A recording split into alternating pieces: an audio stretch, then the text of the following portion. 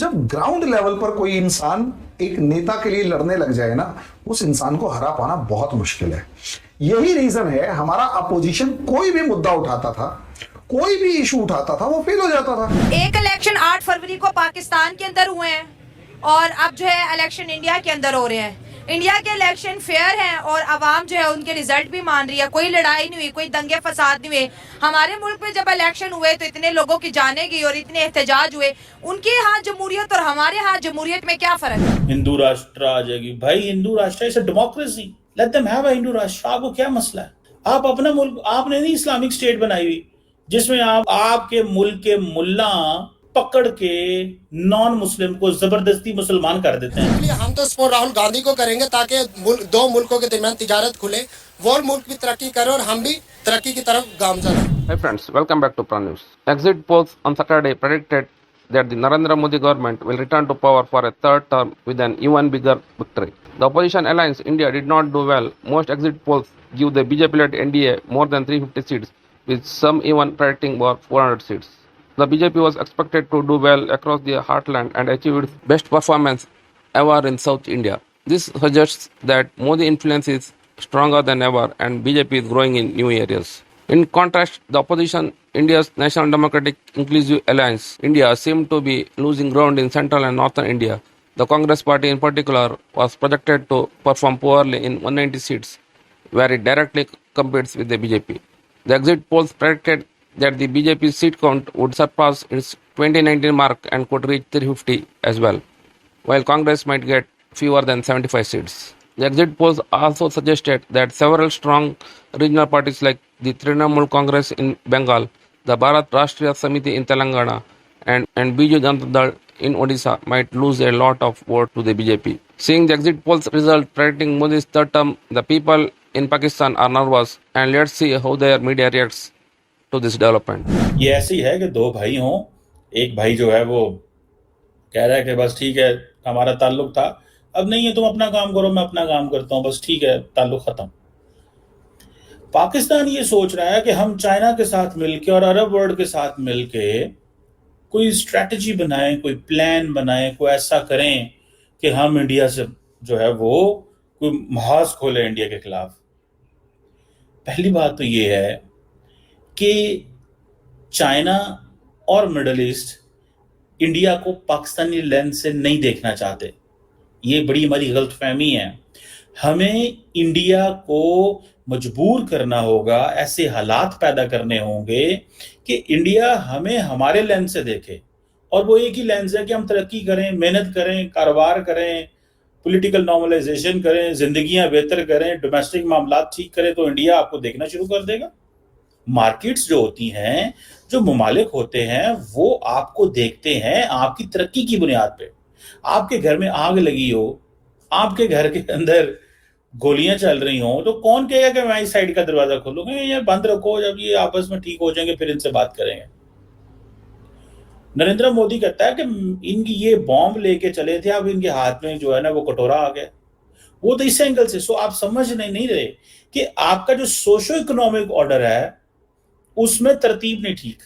ये वो कह रहे हैं, बिकॉज इनको कह रहे हैं कि पाकिस्तान के सोशो इकोनॉमिक ऑर्डर में तरतीब नहीं ठीक, इनसे बात करने का फायदा कोई नहीं है। हम कह रहे हैं कि हम चीन के साथ मिले। भाई चीन नहीं आपसे इंडिया के हवाले से बात करना चाहता। आपने पहले देखे प्रैक्टिकल चीजों पे बात करनी चाहिए।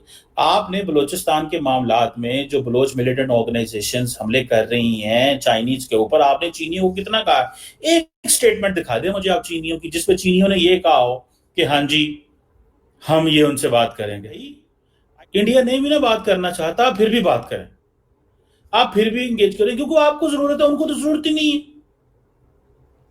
एंड देन मजे की बात यह है कि हम ये कह रहे हैं कि जी चाइना के लेंस, चाइना क्यों देखेगा? चाइना के लिए तो वो $97 बिलियन का फॉरेन एक्सचेंज लेके आते हैं यार। वो 97 अरब डॉलर, 100 अरब डॉलर भेजते हैं इंडियन चीनियों को। आप क्या भेजते हैं उन्हें? Dead bodies. अच्छा, एक मोदी जी ने झाड़ू लगाने वाला साफ सफाई स्वच्छ भारत अभियान का प्रोग्राम शुरू करवाया था। मैडम दुनिया मजाक उड़ा रही थी कि प्रधानमंत्री होकर झाड़ू लगा रहा है। मैडम पूरा इंडिया साफ कर दिया। आज हालत ये है, आप सड़क पर अगर थूक देते हैं तो पड़ोस वाला आपसे लड़ने लग जाएगा कि तेरी हिम्मत कैसे हुई यहां थूकने की। This is the scenario. जब ग्राउंड लेवल पर कोई इंसान एक नेता के लिए लड़ने लग जाए ना, उस इंसान को हरा पाना बहुत मुश्किल है। यही रीजन है हमारा अपोजिशन कोई भी मुद्दा उठाता था, कोई भी इशू उठाता था, वो फेल हो जाता था। वो कह रहे हैं डेवलपमेंट नहीं हो रही है, लोग कह रहे हैं अच्छा कैसे नहीं हो रही बताओ। वो कह रहे हैं हमारे को खतरा है, वो कह रहे हैं अच्छा ये बताओ पाकिस्तान से जो 2008 में अटैक हुआ था और अब जो अटैक हुए दोनों में फर्क क्या है, हमारा प्रधानमंत्री कैसा है। अच्छा रही सही कसर द गार्जियन की रिपोर्ट ने, कभी वॉशिंगटन पोस्ट में, इनके अंदर जो रिपोर्ट छपी इन्होंने पूरी कर दी। वो देखिए गार्जियन की रिपोर्ट ने एक अननोन गनमैन्स के ऊपर रिपोर्ट छापी थी, उनको लग रहा था मोदी को डेंट करेंगे। लोग कह रहे वाह ये तो वो जो फॉरेन कंट्री वाले वो भी कह रहे हाँ मोदी नहीं मारे। हमारी गवर्नमेंट ने कभी नहीं कहा कि कोई अननोन गनमैन ने कुछ किया, लेकिन नहीं, अमेरिका ने जितना ज्यादा निज्जर का मामला उठाया, कनाडा ने जितना ज्यादा खालिस्तान का इशू उठाया, कुछ भी उठाया, वो सारे का सारा मोदी जी को फेवर करता चला गया कि अच्छा अमेरिका ये नहीं कह रहा कोई बात नहीं, हमारी गवर्नमेंट नहीं कह रही कोई बात नहीं, अमेरिका ने कहा कि हाँ इन्होंने मारा, इसका मतलब भाई मारा होगा। अब मारा होगा तो पहली ऐसी गवर्नमेंट है जो दुश्मनों को घर में घुस के मार रही है, और अमेरिका भी डर रहा है। रही सही कसर हमारे डॉक्टर एस जयशंकर ने पूरी कर दी।